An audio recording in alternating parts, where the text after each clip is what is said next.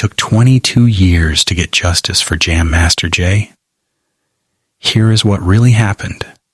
An anti-drug pioneer executed point-blank over 10 kilos of cocaine. The shooter?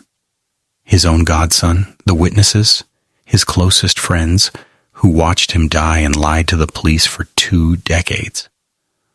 Why did the exact people he bankrupted himself to save ultimately protect his killers? The police reports and sanitized industry press releases offer only the grim logistics of his final moments. The true catalyst for his execution lies deeper, buried in his everyday psychology and the dangerous ecosystem he engineered. Mizell suffered from a fatal savior complex. While his peers took their millions and migrated to the safety of gated estates, his identity remained inextricably tied to the pavement of Hollis. He ruled his inner circle not through physical intimidation, but through absolute financial patronage. The 24/7 studio was his sovereign court, and he leveraged his massive wealth to shield dozens of dependents from the streets. But by conditioning grown men to view him as an endless well of resources, he inadvertently bred a lethal culture of entitlement. The tragedy of Jason Mizell is that he refused to change, even as the world around him demanded it. And that rigid adherence to his own mythos set the stage for the darkest chapter in music history. The timeline rewinds to the mid-1980s, an era when the cultural landscape of the United States was violently and permanently fractured by 3 kids from Hollis, Queens. Run DMC completely dismantled the music industry's existing architecture. Before them, hip-hop was largely perceived by the mainstream establishment as a localized, fleeting urban trend, confined to park jams and underground clubs. Jason Mizell, alongside Joseph Run Simmons and Daryl DMC McDaniels, took that raw, unfiltered street energy and weaponized it into a global commodity. In 1986, their collaboration with Aerosmith on Walk This Way literally smashed through the literal and metaphorical walls of MTV, breaking a racial barrier that had previously kept black artists heavily marginalized on the network. They were the first hip-hop act to grace the cover of Rolling Stone. They were the first to earn a platinum album and the first to sign a multi-million-dollar product endorsement deal, forcing the corporate monolith of Adidas to recognize the immense financial power of youth street culture. Within this trinity, behind the turntables, Jason Mizell operated as the undeniable backbone of the operation. He was the musical director, the stylistic compass, and the grounding force. While Simmons and McDaniels provided the vocal pyrotechnics, Mizell provided the aesthetic and the attitude. The unlaced Adidas superstars, the thick gold chains, the black Lee denim, and the signature black fedora, that was Mizell's personal uniform, elevated to a global standard. He looked exactly like the hustlers on the corners of Merrick Boulevard, but he was operating on a transnational corporate level. He was the authentic bridge between the concrete reality of Queens and the glittering heights of global superstardom. He proved that you did not have to wear a sequined suit or sing pop melodies to conquer the world. You could do it while remaining entirely, unapologetically true to the street. But here lies the foundational psychological fracture that would eventually cost him his life. As the millions of dollars poured in, a profound divergence occurred within the group. While his bandmates began to adjust to the isolating realities of extreme wealth, physically and psychologically distancing themselves from the chaos of their old neighborhoods, Mizell vehemently refused to leave. beneath the extreme generosity lay a fatal weakness, an overwhelming, uncontrollable savior complex. He suffered from a crushing sense of survivor's guilt, masked brilliantly as extreme, unconditional generosity. He possessed a desperate, burning need to prove the weak that the money had not changed him. The physical manifestations of this psychological state were staggering and constant. If you walked the streets of Hollis in the late 1980s and early 1990s, Mizell's presence was a tangible, economic force. Witnesses and close friends from the era recount seeing him walking down the block with his pockets literally bulging with thick rolls of $100 bills. He was not flashing this money to intimidate. He was carrying it to distribute. If someone was facing eviction, Mizell paid the rent. If a neighborhood family could not afford a funeral for a child lost to the brutal violence of the crack epidemic, Mizell quietly covered the costs. He bought cars for childhood friends who had never held a legitimate job. He financed startup businesses, independent record labels, and local bodegas, most of which failed rapidly because they were built on his charity rather than actual business acumen. He treated a multi-million-dollar, globally recognized musical empire like a corner store, and that very habit will come back to ruin him later. To the public, he was a local hero lifting up his community. But behind closed doors, he became a one-man welfare system for Hollis, Queens. By establishing himself as the universal safety net, he inadvertently replaced street hustling with a dangerous dependency. The 24/7 studio, intended to be a creative sanctuary, quickly devolved into a neighborhood hangout. He allowed an entourage of childhood friends and local hustlers to turn a state-of-the-art facility into their personal living room. Worse, they brought the volatile politics of the street directly through the front doors. His approach to personal security during global tours revealed a stark operational paradox. A man generating millions for major record labels could have easily afforded elite, highly trained private security details. Instead, Mizell insisted on hiring his childhood friends from Queens.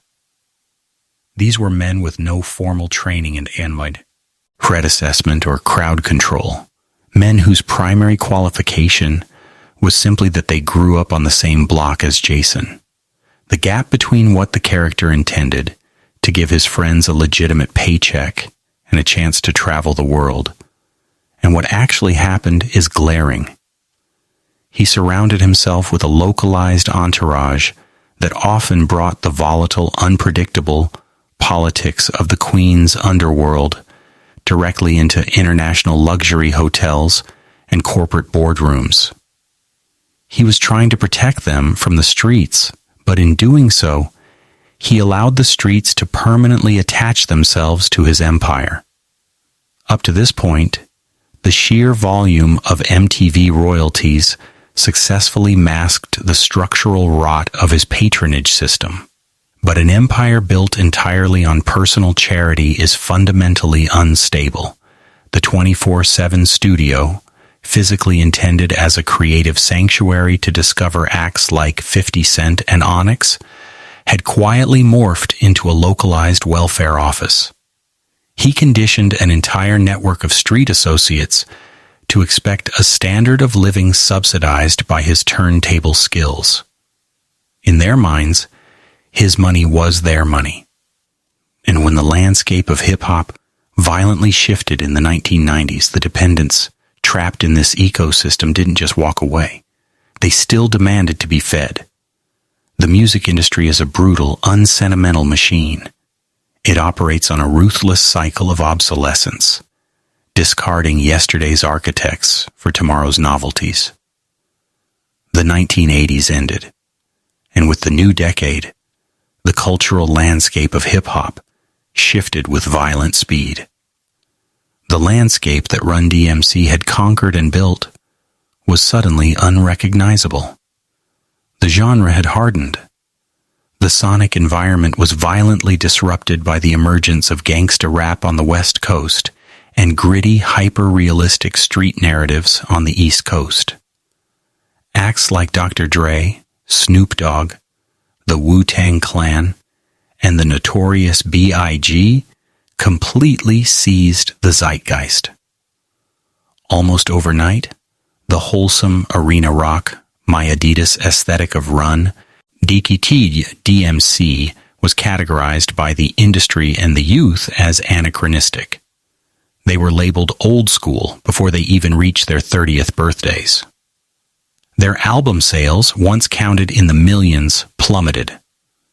The massive stadium tours shrunk to club dates and legacy festivals. The mainstream radio play evaporated, and with it, the tidal wave of mechanical royalties and publishing checks that had sustained Jason Mizell's empire slowed to a devastating trickle. The issue here is not that his commercial dominance faded. That is the inevitable gravity of the entertainment business. It happens to every artist who lives long enough. The issue is how he responded to that decline. Instead of restructuring his life, he chose to subsidize an illusion, plunging himself into a psychological and financial meat grinder. His psychological collapse during this era was physically documented in a mounting pile of paperwork. While the public still saw a hip-hop royal sitting comfortably on a throne, the internal reality was a nightmare of certified mail and government warnings. According to later estate filings and federal records, Mizell was drowning under a staggering mountain of tax debt. The Internal Revenue Service does not care about cultural impact. They do not care that you broke the color barrier on MTV or that you inspired millions of inner-city children. The IRS only cares about the ledger, and Mizell's ledger was painted entirely in red. He owed hundreds of thousands of dollars to the federal government. Tax liens were quietly filed against his properties. His bank accounts were placed under constant threat of garnishment. The financial vice was tightening with a suffocating grip. He walked the streets of Queens, treated like a conquering king. He wore the heavy gold chains, the pristine sneakers, the expensive leather jackets. He was Jam Master Jay. Yet beneath that bulletproof outerwear, his stomach was constantly in knots. You are acutely aware that you are maxing your ET credit cards just to buy groceries, and you are dodging phone calls from federal tax collectors. The gap between how the public perceived him and his inner feelings of total financial desperation was widening into an unbridgeable chasm. He was trapped in a gilded cage of his own legendary status. He could not publicly admit that he was broke, because being the wealthy, generous benefactor was the absolute core of his identity. The epicenter of this financial hemorrhage was the 24/7 studio on Merrick Boulevard. In theory, this space was supposed to be his saving grace.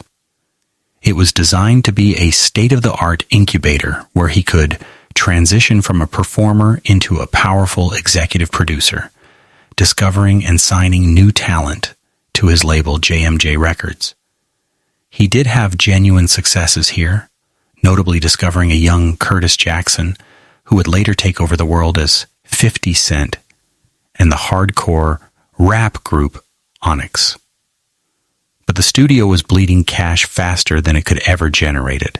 Operating a professional analog recording facility in the late 1990s required massive, relentless overhead. The rent on the commercial space, the exorbitant electricity bills to run massive mixing consoles, the maintenance of delicate high-end audio equipment, and the salaries for sound engineers and administrative staff all required a constant influx of liquid capital. But the true cost of the 24/7 studio was not the equipment.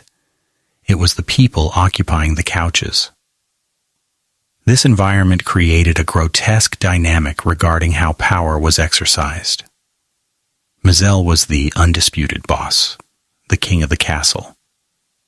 But his power was entirely dependent on his ability to provide.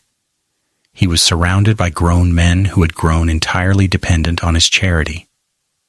These were not industry professionals.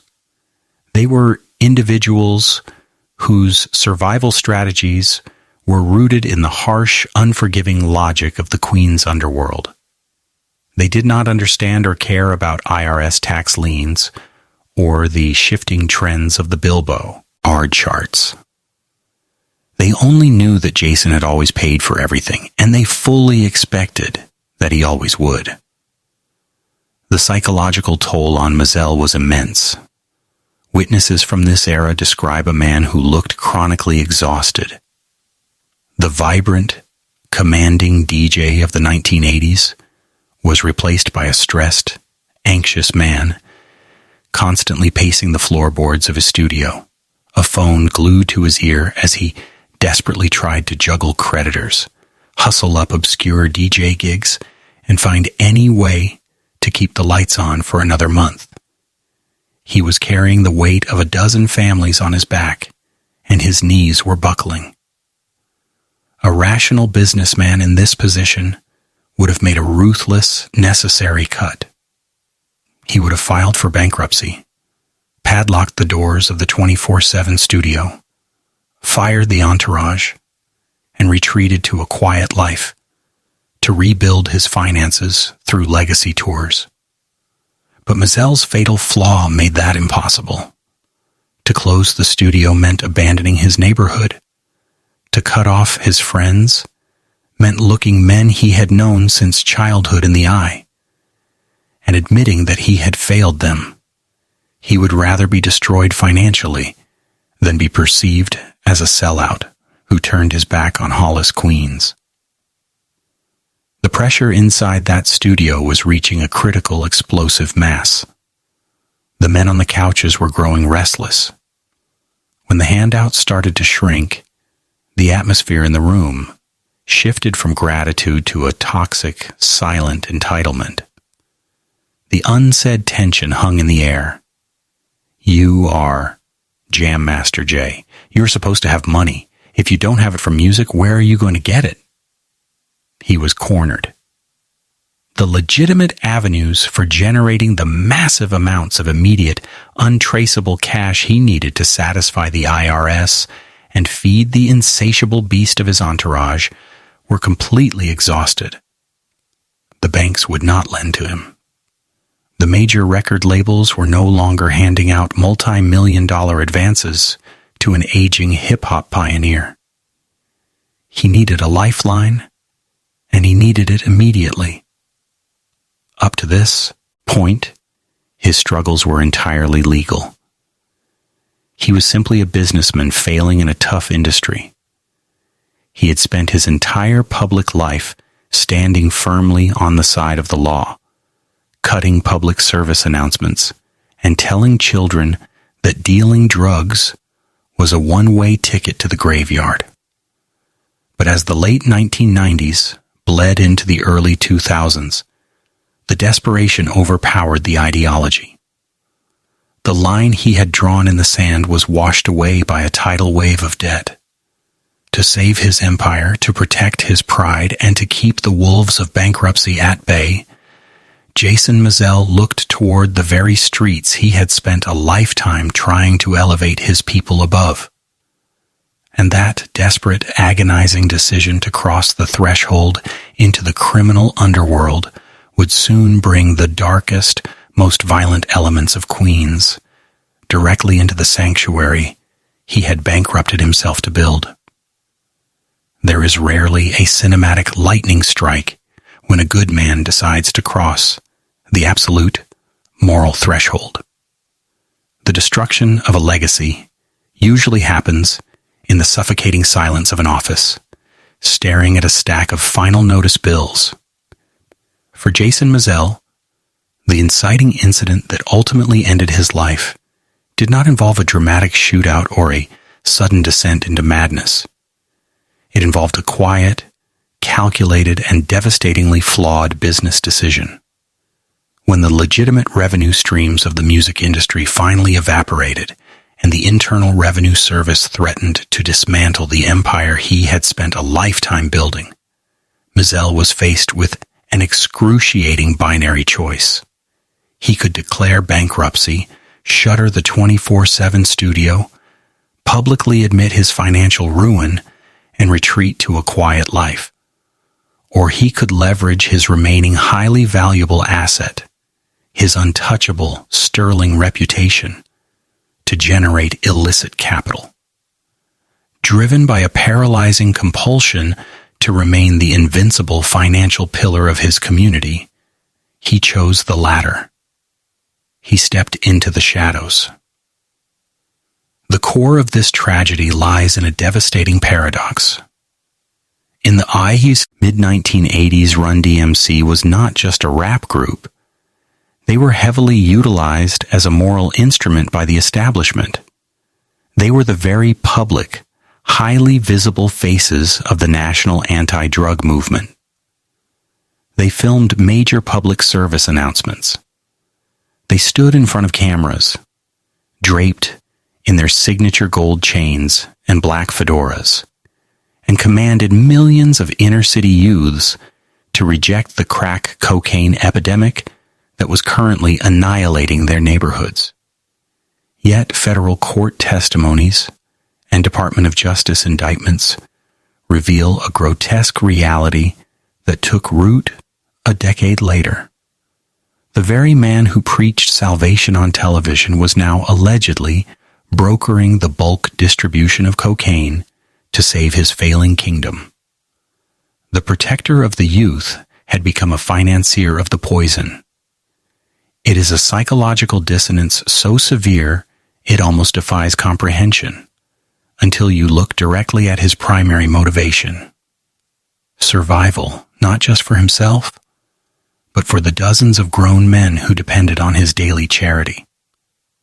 The core fracture was not merely a desperate celebrity breaking the law. It was the precise mechanical way he exercised this illicit power. Mizell did not stand on the street corners of Queens hand-to-hand dealing narcotics. That would have been beneath his status and immediately noticeable. Instead, he operated at a high, insulated level, utilizing the massive logistical infrastructure of a global touring artist to run a localized, multi-state drug pipeline. The physical reality of his existence provided a perfect cover. As Jam Master Jay, he possessed a golden passport. He traveled constantly. He had access to private VIP lounges, expedited baggage claims, and a vast network of trusted associates scattered across the United States. Who in the federal government or local law enforcement is going to thoroughly search the heavy, ironclad, anvil flight cases of a universally beloved hip-hop pioneer? He was entirely shielded by his own mythology. Court record DS outline a highly sophisticated pattern of behavior. Mizell allegedly acted as the crucial middleman, the financial bridge connecting bulk suppliers in regions like the West Coast or the Midwest, with mid-level distributors operating in the Washington, D.C., Maryland, and New York areas. He used his fame as a cloak of invisibility. When he flew out to cities for legacy DJ gigs, promotional events, or industry appearances, these trips occasionally doubled as logistical meetings to coordinate the movement of multi-kilogram shipments of narcotics. He was leveraging the last remaining currency he had, his name, to secure fronted drugs from major suppliers who trusted him precisely because he was Jam Master Jay. They assumed a man of his stature, with his platinum records and global recognition, was universally good for the money. The psychological rationalization that allowed this to happen without destroying his mind is a textbook study in cognitive dissonance. Criminal psychologists often note that individuals who cross the line late in life do not view themselves as criminals. They view themselves as problem solvers operating under extreme, temporary duress. Mazel almost certainly did not view himself as a drug kingpin. In his mind, he was simply executing a high-stakes financial maneuver to clear his crushing IRS debts and keep the lights on at the 24/7 studio. He likely convinced himself that this was a temporary, necessary evil. Just a few big shipments, just enough to get the ledger back to zero. And then he would walk away, lock the door to the underworld, and return solely to the music. He believed he could dip his hands into the abyss, extract the necessary capital, and wash them clean before anyone noticed the blood. But the criminal underworld does not issue temporary passes, and it does not respect past cultural achievements. This was his most catastrophic miscalculation. By entering the narcotics trade, he fundamentally altered the physical and psychological environment of his own headquarters. The 24/7 studio on Merrick Boulevard was no longer just a haven for musicians and producers. The people sitting on the worn leather couches began to change. The conversation shifted from drum loops, vocal mixes, and record deals to street prices, distribution routes, and debt collection. To move the volume of narcotics required to solve his massive financial problems, Mazel could not operate alone. He needed muscle. He needed collectors. He needed people who understood the ruthless, violent mechanics of the street trade. And so the ultimate tragedy unfolds. He brought the wolves directly inside his sanctuary. He empowered individuals within his inner circle who had deep, active ties to the Queen's underworld. Men who did not care about his legacy in the Rock and Roll Hall of Fame, but who were intensely focused on his current utility as a bankroll and a high-level supplier. He placed his trust in childhood friends and extended family members, mistakenly believing that his status as the benevolent big brother of the neighborhood would protect him from the inherent treachery of the drug game. He assumed the unquestioning loyalty they showed him when he was handing out legal record company money would seamlessly translate to the illegal, highly paranoid narcotics trade. He exercised his power exactly as he always had, through patronage and paternalism, completely failing to realize that in the drug trade, perceived weakness, financial vulnerability, or a sudden change in policy is an immediate invitation to be violently devoured.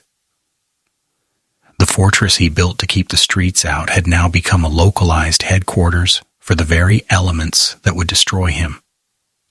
The physical toll on his body became obvious. Friends noted his erratic sleep schedules, the constant anxiety vibrating beneath his usually calm exterior, and the sheer volume of hushed, intense phone calls taking place in the back rooms of the studio.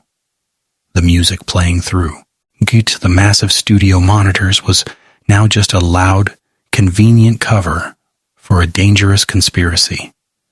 He was juggling fire, desperately trying to manage the massive egos and volatile tempers of hardened criminals while maintaining the public facade of a smiling, benevolent hip-hop legend. He thought he was in absolute control of the machine. He thought he could outsmart the grim, unforgiving realities of the Queen's underworld, using his intellect and his charm to navigate a landscape built entirely on deception and force. Up to this point, his illicit enterprise had functioned relatively quietly, a hidden, desperate engine keeping his empire barely afloat. But the illusion of control is the most dangerous drug. His temporary fix was about to solidify into a fatal trap.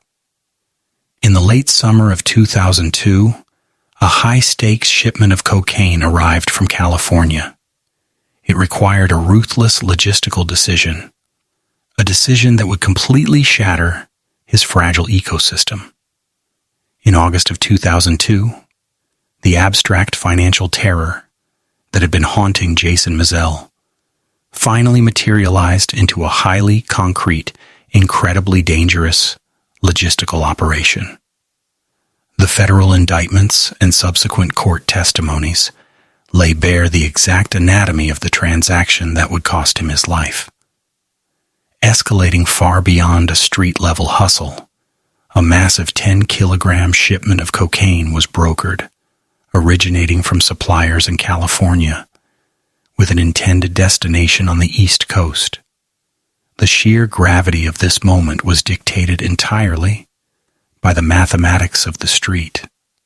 10 kilograms of narcotics in 2002 carried a wholesale value hovering around $200,000 and a street value exponentially higher. For a wealthy music executive at the peak of his career, $200,000 is a rounding error, a budget for a single music video.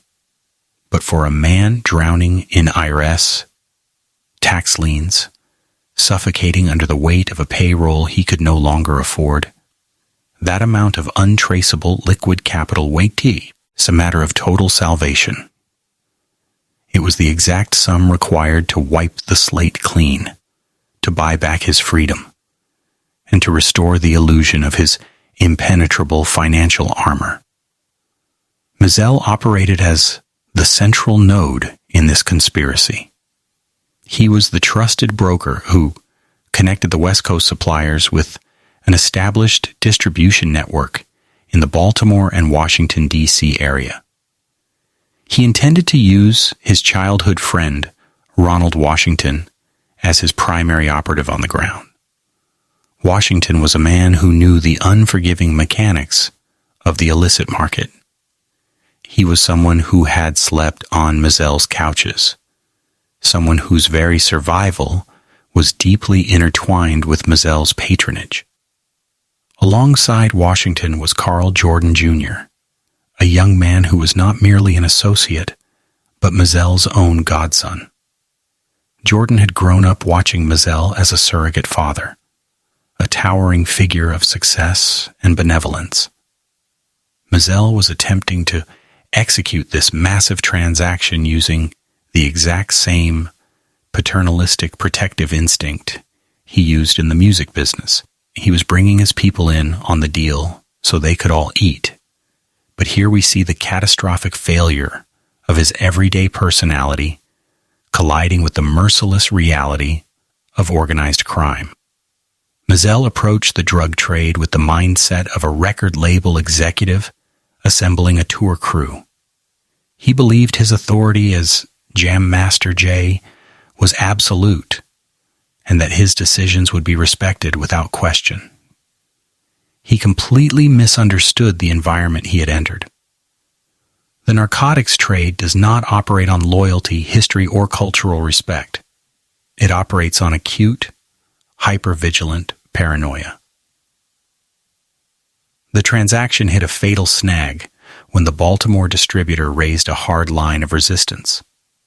The distributor looked at the logistics and flatly refused to work with Ronald Washington. In the criminal underworld, a reputation for unpredictability is an absolute liability, and Washington was widely perceived as erratic and dangerous. The distributor Del Piacitiva delivered an uncompromising ultimatum. If Washington is part of the transaction, the entire deal is completely off. The $200,000 lifeline was suddenly suspended by a thread, held hostage by the volatile reputation of a man Mizell had spent his entire life trying to protect.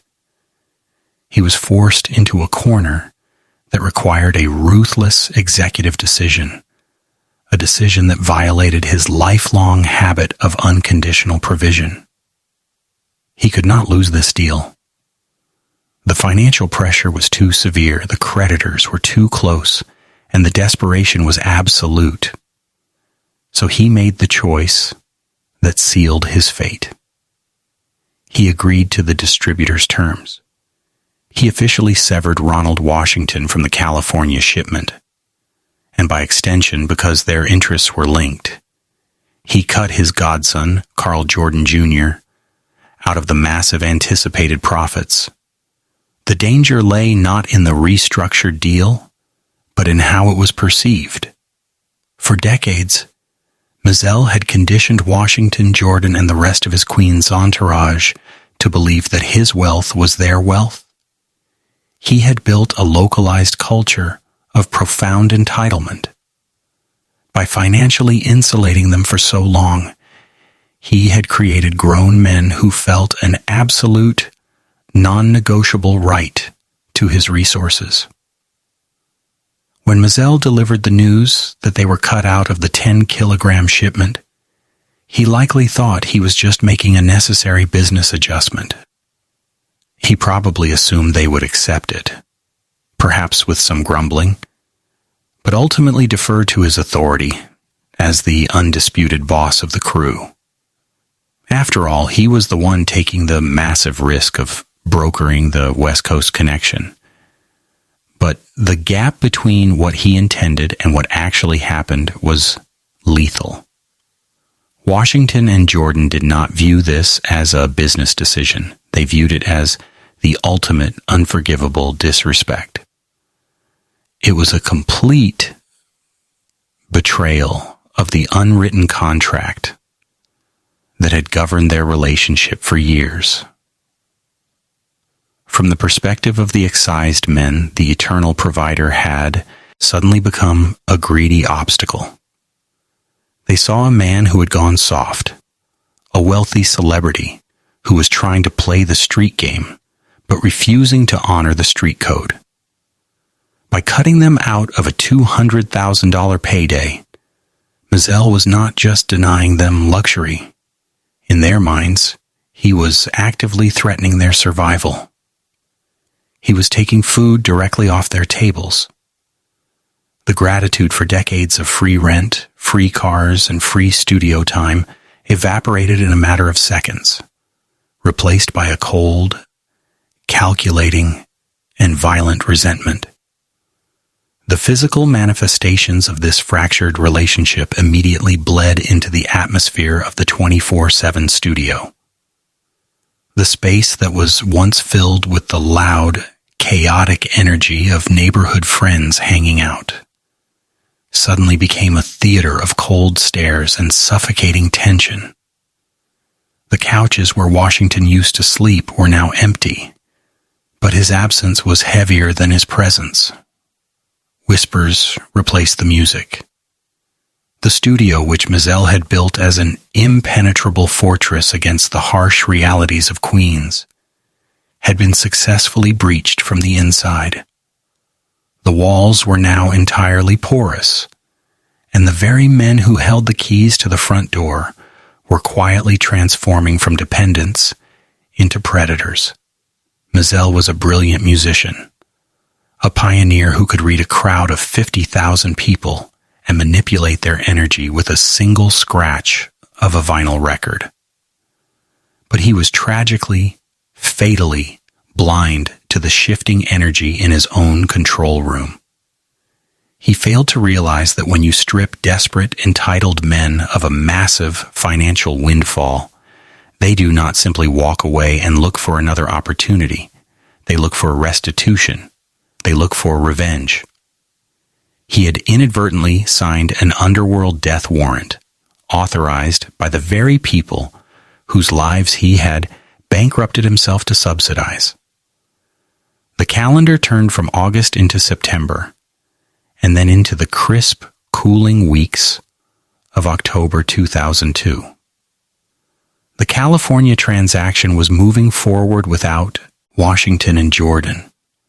But the grievance was metastasizing in the shadows of Merrick Boulevard.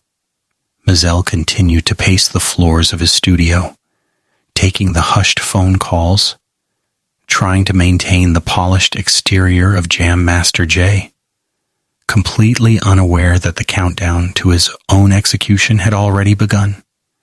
And as the final week of October approached, the mechanics of a highly organized, deeply intimate assassination were being quietly locked into place by the men who knew his schedule, his habits, and his vulnerabilities better than anyone else on Earth. The physical environment of a crime scene often tells a more devastating story than the autopsy report.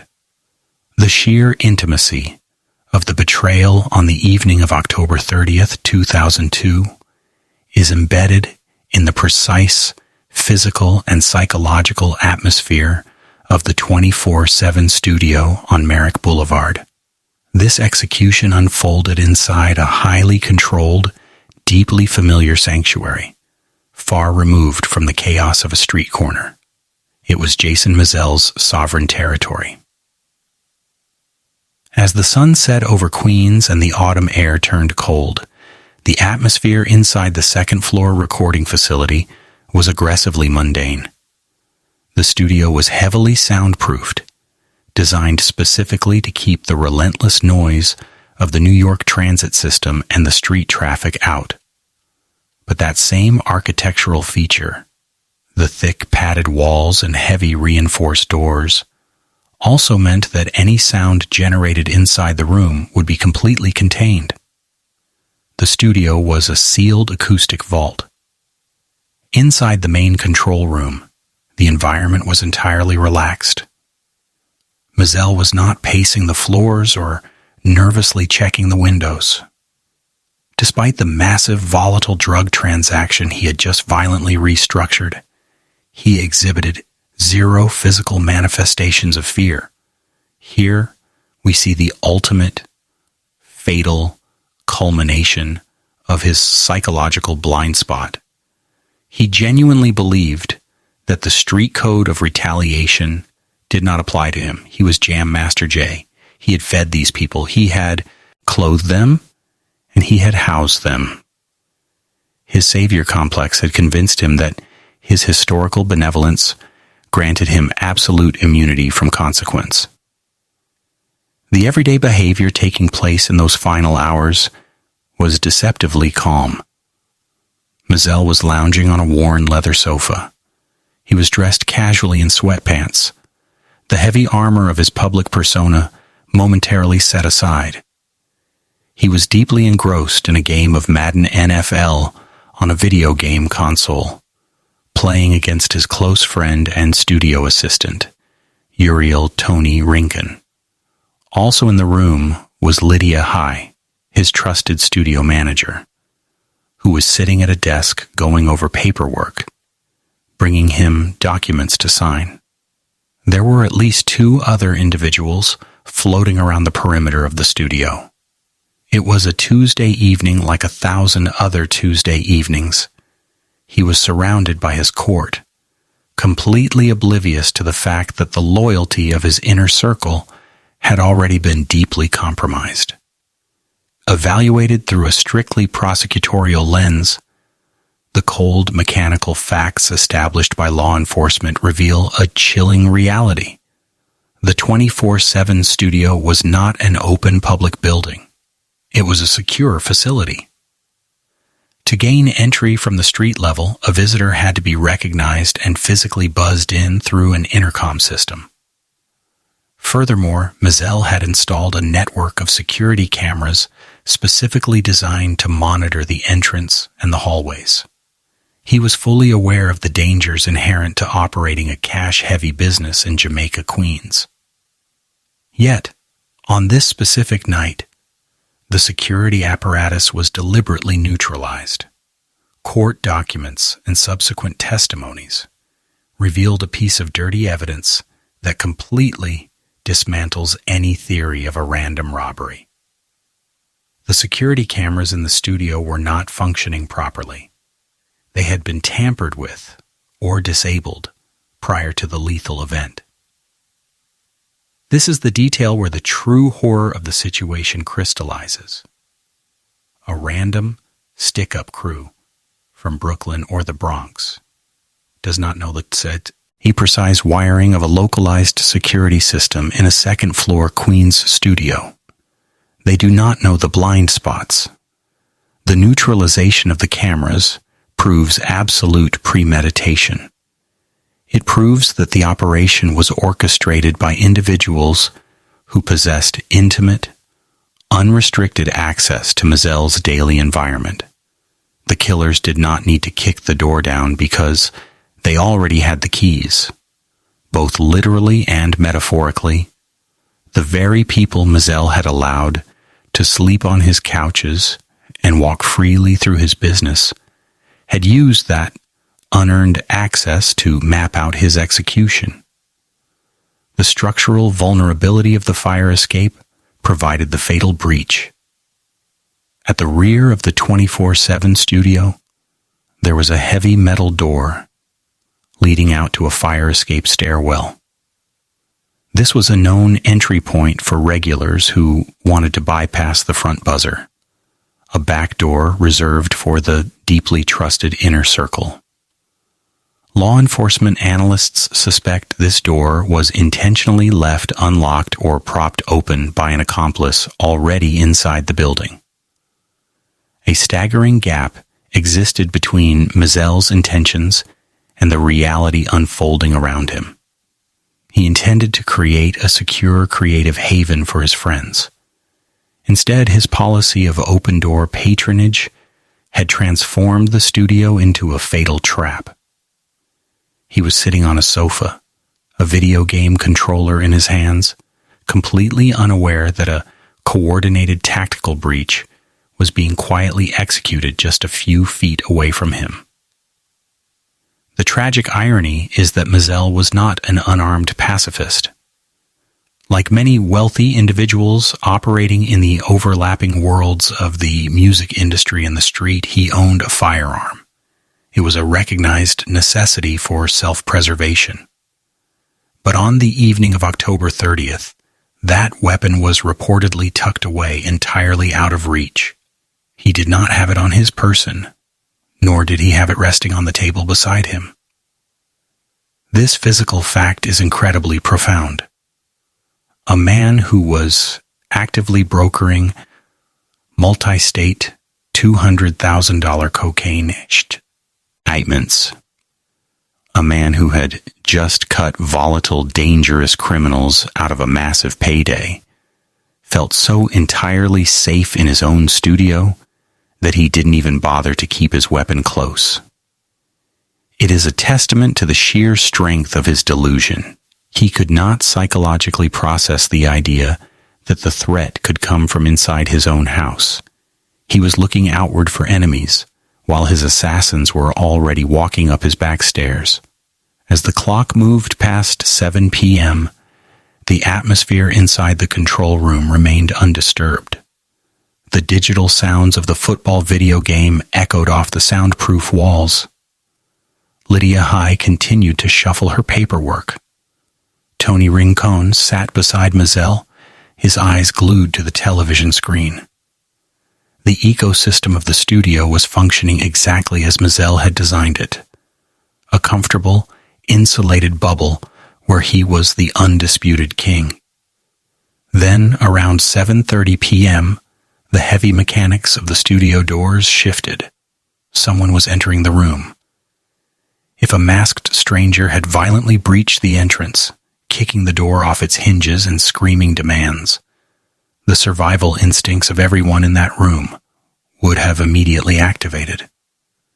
Mazel would have scrambled for cover or reached for his weapon. The people in the room would have panicked. But that is not what happened. The door opened with a quiet, familiar weight. The footsteps stepping onto the studio carpet were not rushed. They were deliberate and steady. And this is where the narrative stops, being a story about a music legend's financial struggles. and becomes a terrifying case study in human betrayal? Because when Jason Mizell finally took his eyes off the television screen and looked toward the entryway to see who had just walked into his private sanctuary, he did not see a threat. He did not see a monster. Witnesses would later confirm the most heartbreaking detail of the entire 2-decade saga. When the door opened, Jason Mizell looked up at the men entering the room, recognized the faces he had known for years, and he smiled. That welcoming smile is the absolute midpoint of the tragedy. It is the precise, agonizing climax of Jason Mizell's desperate need to protect. It is the exact fraction of a second where the illusion of his invincibility violently shattered against the cold reality of the street. In that final fleeting moment, his internal threat assessment mechanism completely failed. When Jason Mizell looked up from his video game and saw Ronald Washington and Carl Jordan Jr. entering his soundproof sanctuary, his brain did not register a threat. His internal threat assessment mechanism had been completely eroded by decades of playing the benevolent king. He saw his childhood friend, a man who had slept on the very couches occupying that room. He saw his godson, a young man he had clothed, fed, and nurtured since infancy. In his mind, despite the massive $200,000 narcotics deal he had just severed them from, they were still his dependents. He likely believed they had come to apologize, to grovel, or perhaps to negotiate a way back into his good graces. He smiled because he believed he was still firmly in control of the kingdom. But the men who walked through that door were no longer his subjects. They had crossed a psychological Rubicon. The power dynamic in the room shifted instantly and permanently. Power was no longer defined by who held the lease to the studio or who had a platinum record on the wall. Power was now defined entirely by who held the heavy, loaded steel of a firearm. The transition from a relaxed, mundane Tuesday evening to a scene of lethal, calculated violence happened with terrifying speed. There was no argument. There was no dramatic Hollywood monologue or final exchange of words to offer closure. The assassins did not come to negotiate. They came to execute a business transaction of their own. Ronald Washington moved first, executing his role with the precision of a seasoned enforcer. He immediately drew a weapon, sweeping it across the room to establish absolute physical dominance. He aimed it directly at Lydia High, the studio manager who was simply trying to get paperwork signed. He ordered her to drop to the floor. This was a critical tactical maneuver. By neutralizing the only person standing near the doorway, Washington effectively severed the room's only lifeline to the outside world. He locked down the environment, ensuring there would be no interference and no immediate alarm. Simultaneously, Carl Jordan Jr. advanced toward the leather sofa. This was not a sniper firing from a distant rooftop. It was not a drive-by shooting executed by anonymous strangers. This was a young man walking directly up to his godson's godfather. He closed the physical distance until he was standing practically on top of Mizell. The gap between how the public perceived Jam Master Jay, an untouchable cultural titan, and his immediate physical vulnerability was absolute. Jordan raised a .40 caliber handgun. He aimed it directly at the head of the man who had served as his surrogate father. And from a distance that forensic experts describe as point blank, he pulled the trigger. The physical reality of a .40 caliber gunshot detonating inside a sealed, heavily soundproofed recording studio is devastating. The acoustic foam lining the walls of the 24/7 studio was designed to absorb high-decibel drum beats and heavy bass lines, preventing noise from bleeding out onto Merrick Boulevard.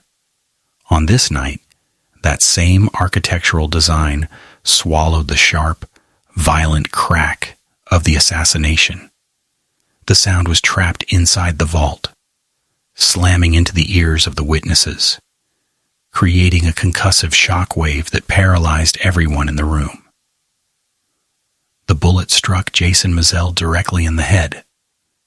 The impact was instantaneous and catastrophic. The man who had shaped the sonic landscape of a generation, who had stood on stadium stages in front of millions of screaming fans, slumped over on a worn leather couch, and his life violently extinguished in a matter of seconds. The kinetic energy of the assault did not end with Mizell. In the chaotic, deafening fraction of a second following the primary execution, a second shot was fired. The bullet struck Uriel Tony Rincon, Mizell's friend, who was sitting merely inches away on the same sofa, shattering the bone in his left leg. Whether this second shot was a deliberate attempt to eliminate a witness, a warning shot meant to ensure compliance, or simply a reckless discharge in a high adrenaline environment remains a grim detail of the event. But its physical effect was undeniable. It pinned Rincon to the couch in agonizing pain, effectively neutralizing the last remaining able-bodied man in the immediate vicinity. Then the mechanical precision of the hit concluded. Washington and Jordan did not frantically tear through the studio, searching for safes or hidden cash. They did not scream or panic. They simply turned around, walked back through the heavy doors they had just entered, and slipped down the fire escape. They melted back into the dark autumn streets of Queens, leaving behind a silence far more terrifying than the gunshot itself. When the New York Police Department homicide detectives and first responders finally breached the 24/7 studio, the scene they encountered presented a chilling forensic anomaly. When police arrive at a homicide in a commercial business, particularly a cash-heavy operation like a recording studio in a rough neighborhood, their initial default hypothesis is almost always a robbery gone wrong.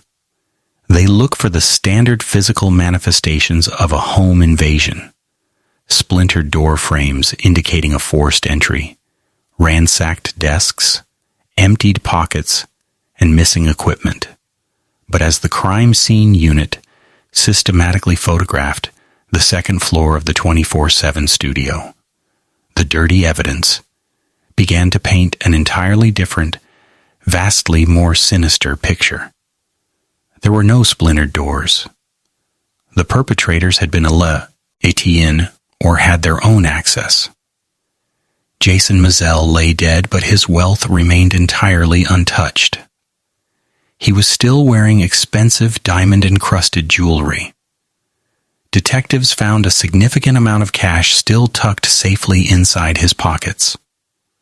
The studio itself, housing hundreds of thousands of dollars worth of easily pawnable, high-end mixing boards, microphones, and audio equipment, was completely undisturbed.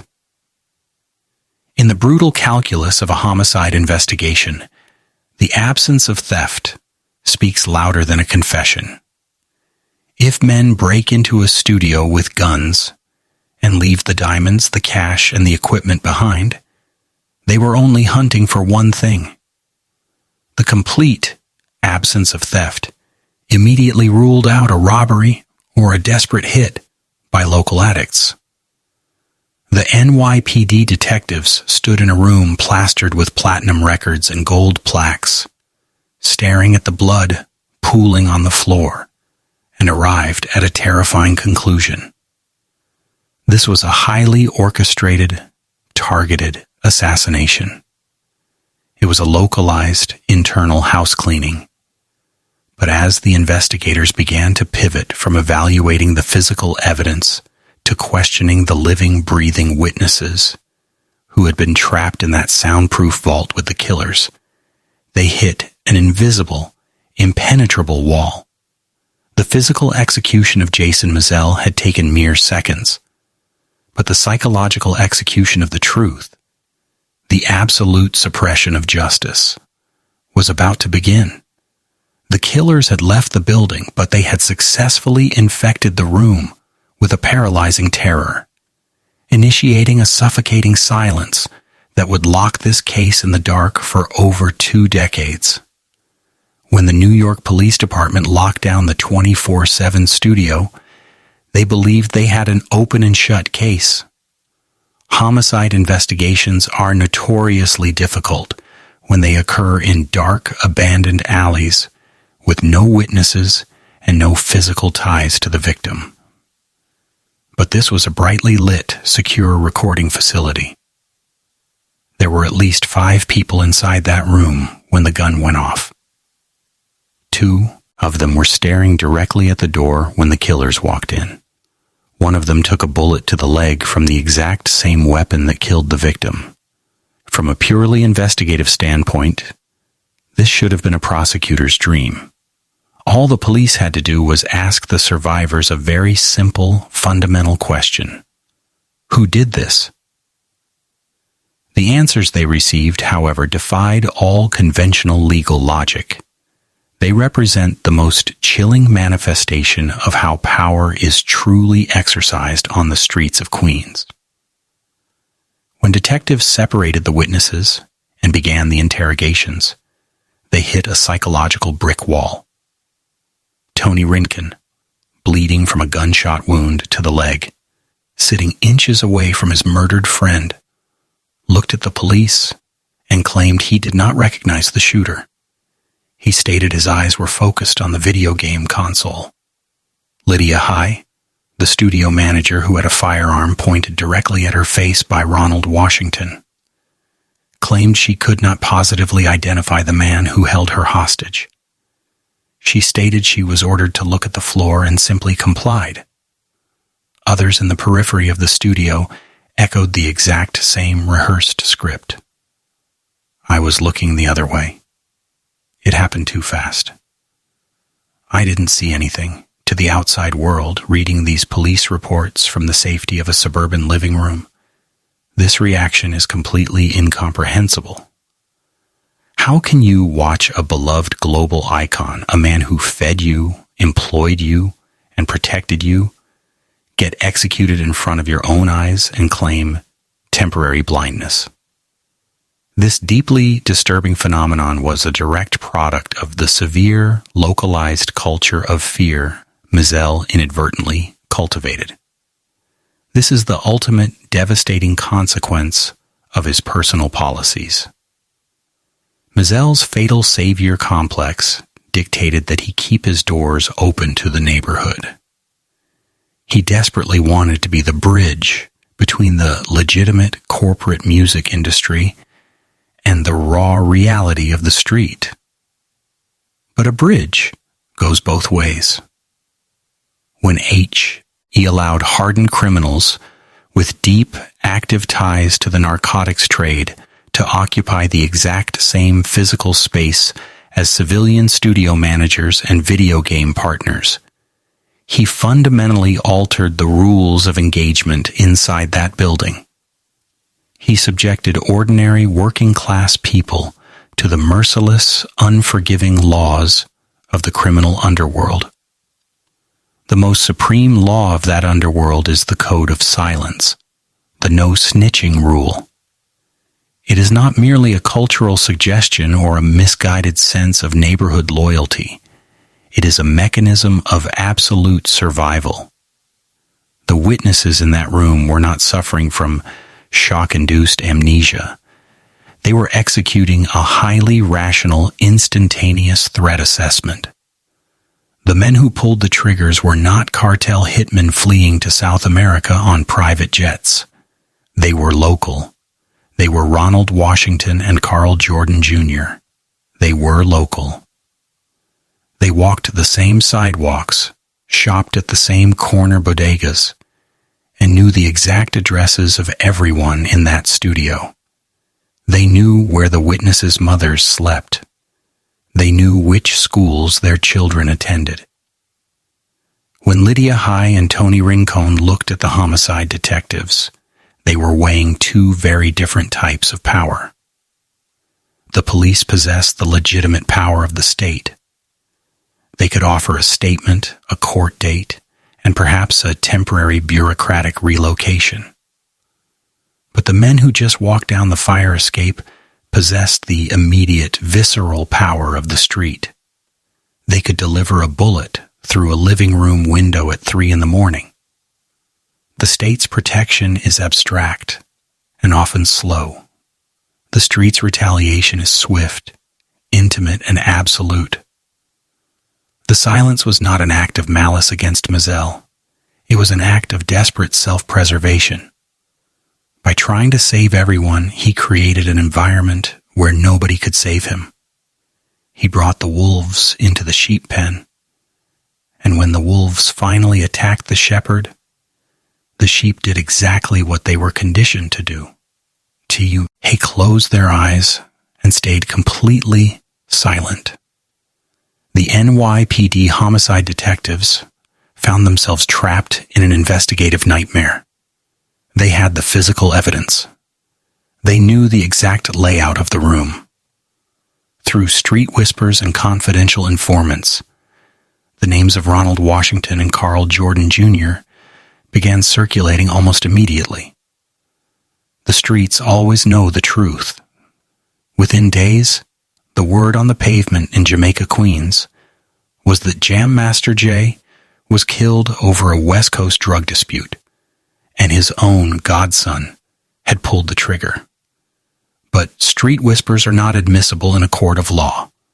A prosecutor cannot indict a suspect, let alone secure a conviction, based on neighborhood rumors. They need sworn testimony.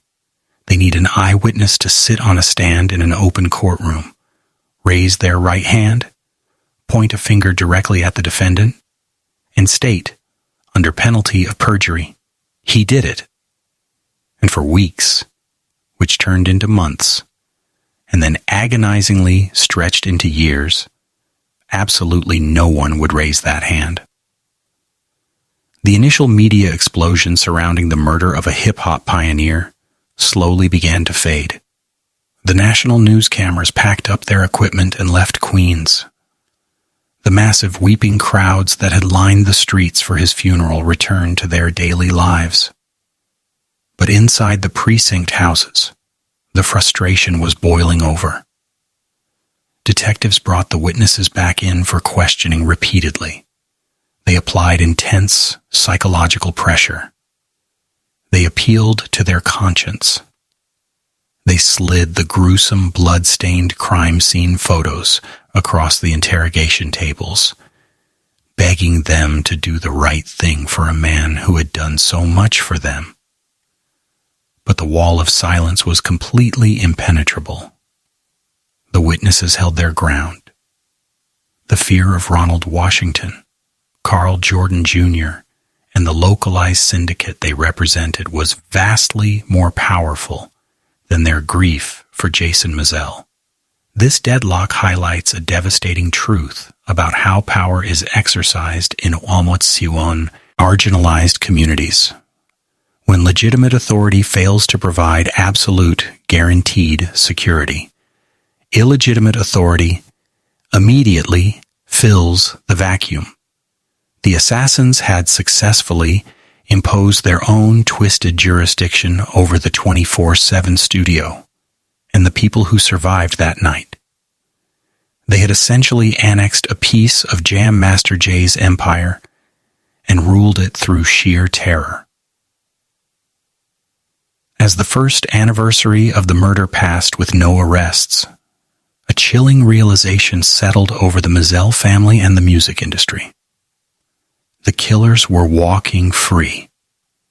They were likely still operating in the exact same neighborhood, breathing the same air, entirely insulated by the culture of fear they had so violently enforced.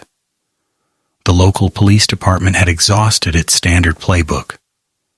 To break a silence this profound, to dismantle a fear this deeply entrenched, the investigation would require a force much larger and much more intimidating than a local Queens precinct. It would require tearing down the walls of the street code using the full crushing weight of the federal government. For 22 years, the killers walked the streets of Queens with absolute impunity.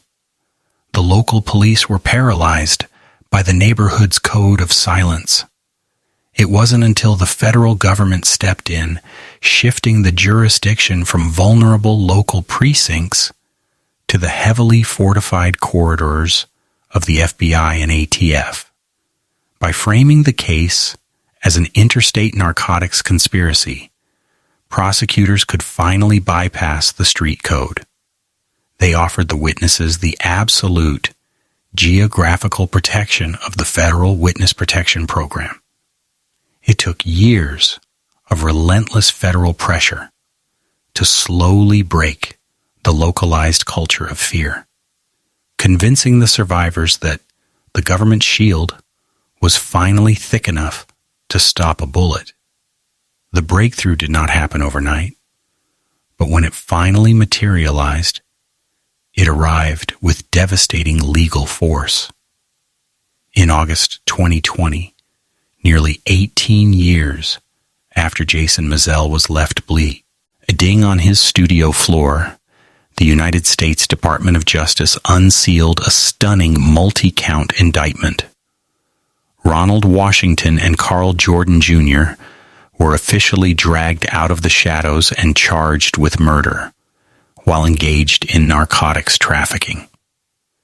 The hip-hop community, which had largely resigned itself to the grim assumption that Jam Master Jay's death would remain an eternal unsolved mystery, was violently jolted back to that October night. The public finally saw the faces of the betrayal. The climax of this sprawling tragedy occurred inside the highly secure wood-paneled walls of a federal courtroom in Brooklyn in early 2024. This sterile, rigidly controlled environment was the exact, deliberate opposite of the chaotic 24/7 studio.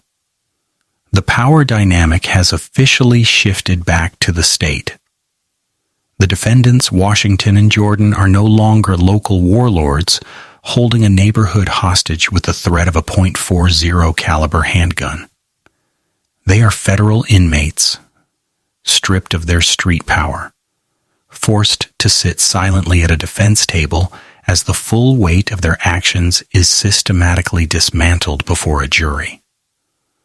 The midpoint of the trial, the moment that permanently altered the historical record, was the physical manifestation of a massive psychological unburdening.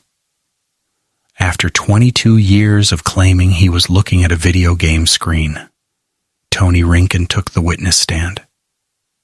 He raised his right hand, swore an oath to tell the truth, and finally looked directly across the courtroom. He pointed his finger unequivocally at Carl Jordan Jr. and identified him to the jury as the man who pulled the trigger. Shortly after, Lydia High took the stand, her voice trembling as she recounted the sheer terror of the evening, and pointed her finger directly at Ronald Washington, identifying him as the man who pinned her to the floor at gunpoint. The wall of silence did not just crack. It collapsed in spectacular public fashion.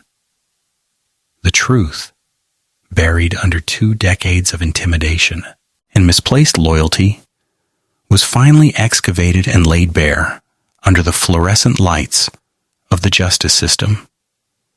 In February 2024, after hearing the overwhelming evidence of a drug deal gone wrong and a community held hostage, a federal jury returned a verdict. They found both Carl Jordan Jr. and Ronald Washington guilty on all counts. A third defendant, Jay Bryant, was later charged in connection with the crime, adding further layers to the complex judicial process. But the core architects of the betrayal had finally been held accountable. The shattered pieces of this empire reveal more than a crime. They reveal a complete moral collapse. The absolute ugliness of this betrayal lies in its intimacy. The orchestrator, Ronald Washington, was a childhood friend subsidized by Mizell's generosity. The triggerman, Carl Jordan Jr., was his own godson. A man who emptied his pockets to ensure his neighborhood survived was executed by that exact same community, while his closest friends watched and maintained a 22-year silence. When the heavy wooden gavel finally fell in that Brooklyn federal courtroom, signaling the end of a 22-year nightmare, there was no triumphant cinematic swell of music. There was only the exhausted, hollow silence that accompanies delayed justice. The convictions of Ronald Washington and Carl Jordan Jr. successfully closed a massive, sprawling legal file, but they did not magically repair the profound damage inflicted upon the cultural landscape. A guilty verdict does not resurrect the dead. It does not erase the 2 decades of paralyzing fear that gripped the Hollis neighborhood. Nor does it wash the blood out of the carpet of the 24/7 studio. The federal justice system had meticulously prosecuted the mechanics of the murder, but the deeper, more complex autopsy of Jason Mizell's life requires a different kind of tribunal. It requires us to step back from the bullet casings and the tax liens and to look at the massive grinding sociopoli, Tychel machinery that pushed a global icon into a fatal corner. The music industry mined the raw energy of inner-city youth, generated billions, and ruthlessly discarded its pioneers when the cultural tide shifted. Left with no corporate safety net, Jason Mizell was suffocating under the weight of an unsustainable savior complex. He anchored his survival to a hyper-local street culture where loyalty was strictly measured by financial patronage.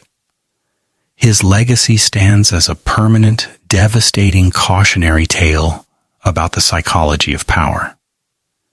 Generosity, when stripped of boundaries, becomes indistinguishable from self-destruction. He bankrupted himself to build a sanctuary for the desperate. And in the end, the desperate burned it to the ground.